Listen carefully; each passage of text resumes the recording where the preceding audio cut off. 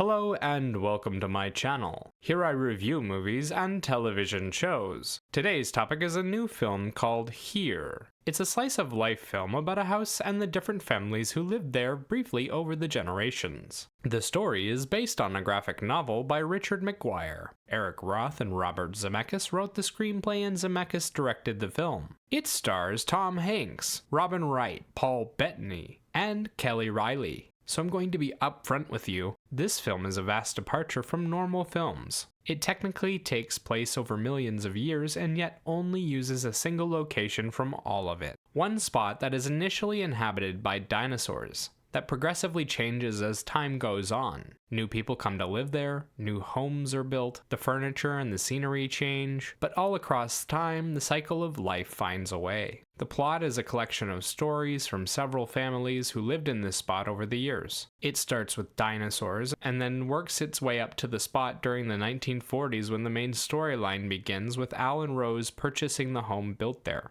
Al is a veteran returning from the Second World War. He and Rose are first-time homebuyers and looking to start a family. We watch home videos from the living room that depict their lives over the years. Big moments like Christmas, Thanksgiving, and special events. As Al and Rose's family grows, the film occasionally cuts to other families who lived in that house who went through similar events. There's a couple developing the Lazy Boy chair, a couple who bought an airplane in the 1910s, a modern family in the 2010s, a colonial family in the 1760s, and a Native American family from pre-America. The film cuts back and forth between the time periods by fixating on an image from them and then slowly morphing the rest of the scene to it. Each scene is an under 5-minute long home video of the characters interacting. The story is also non-linear, so they jump back and forth to different time periods even within the individual stories. So in Al and Rose's story, we'll see them at 80, and then see them at 20, and then again at 45. The two biggest stories are Al and Rose's story and their son Richard and his wife Margaret's story. The stories don't necessarily relate to each other directly, but tend to juxtapose different people living in different times, but taking similar actions and facing similar dilemmas.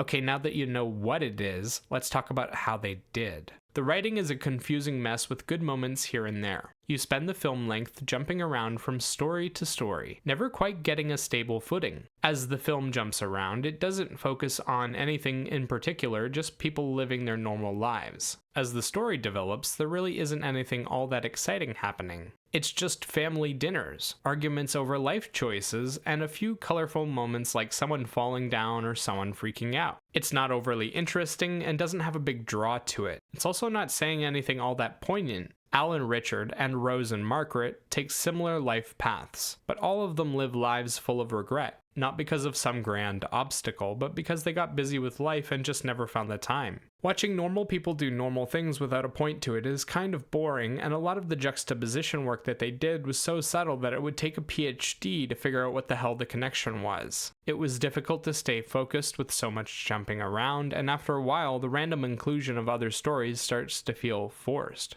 Despite the lackluster writing, the cast does an incredible job. Most of the screen time is spent with Paul Bettany, Kelly Reilly, Tom Hanks, and Robin Wright. Each of them plays a nuanced individual dealing with the problems of life. We get to go in depth into their personalities and learn every little detail about them. Al is a rude drunk salesman who is quick to anger. Rose is his submissive but incredibly kind housewife who takes care of their home. Richard is his artistic and cowardly son who follows in Al's footsteps, and Margaret is an ambitious woman who feels trapped. Each of the four actors gets to put on a plethora of emotions and play out some incredible scenes. Each of them has a big turning point in their story as well that ends up being quite moving. For example, Al quits drinking at one point, and Bettany does a monologue that is just heartbreaking. The sorrow written across his face, the tears streaming from his eyes, and the crackling in his voice. It was all just perfect. Wright, Hanks, and Reilly each get a similar scene where their character addresses a huge flaw or deals with emotional turmoil. They each nail their big moment to an insane degree, but don't get a lot of other opportunities for big emotional outbursts. Visually, the film is quite basic.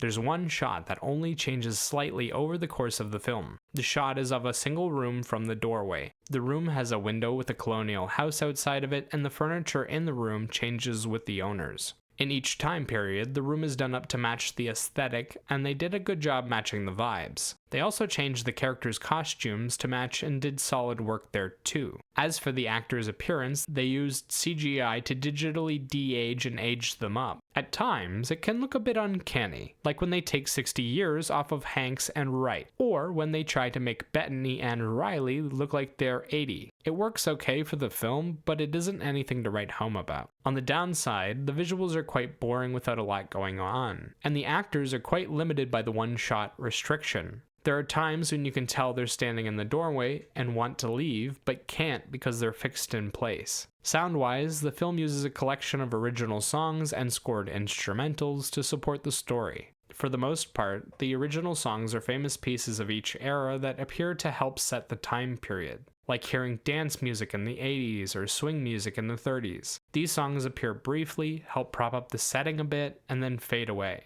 The scored orchestral tracks, on the other hand, end up doing the heavy lifting for the film. They appear during big emotional moments and do a fantastic job pulling out sadness, regret, and tension from the scenery. The tracks have an epic quality to them too that helps make the film feel larger than life. That said, they're not the most memorable of tracks, and they don't appear all that often. They do their job well, but aren't standing out. Personally, I found this film to be interesting but also quite boring. I wasn't sure at any point where we were going or what the point of it all was. There were some nice moments where they managed to really get across the feeling of unity across the timelines, but aside from that, there wasn't much to get out of the story. If you're looking for something new and different, you might enjoy this as background fodder. Other than that, it's just too boring to have much appeal, even with the experimental style of storytelling. As for a rating, I'd give this a 5 out of 10. Remember, these are just my thoughts on the film. Let me know what you think in the comments below. Bye-bye!